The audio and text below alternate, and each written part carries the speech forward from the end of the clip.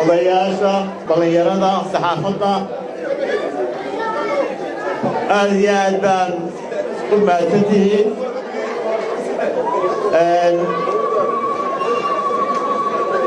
waxaan la qabaa farxadda ku jirta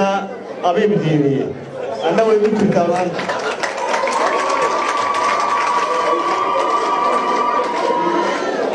reer gabileyna waa la kaftamayaayo berigii hore waxaan u malaynaya intaanu halkan kusoo noqnoqon jirnay daaqadaanu ka soo geli jirnay gebil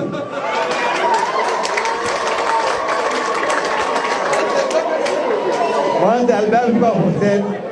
qalbigii baa furteen maanta albaabkaa furmay waan leeyahay waxaa qayb weyn ka ah inuu furmo musharaxa golaha wakiilada u sharaxan محمد عبد الله إبو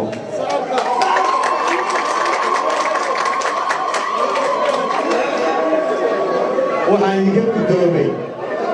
فروحي دهب كهاي يبتين يقوم في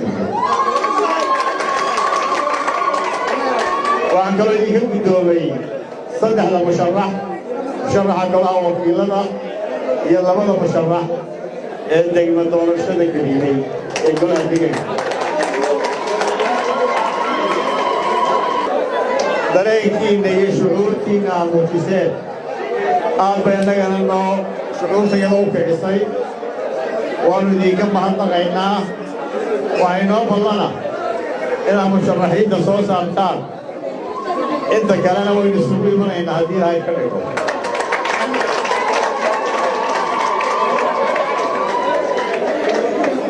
waxaan is leeyahay hadallada iyo ereyada halka ka sheegteen odayaasha musharaxiinta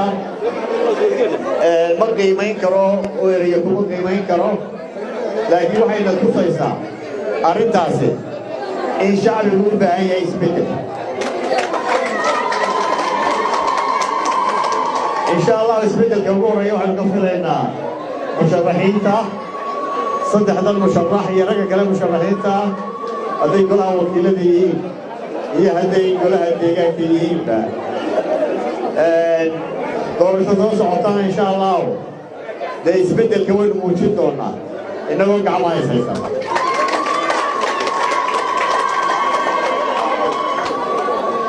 maanta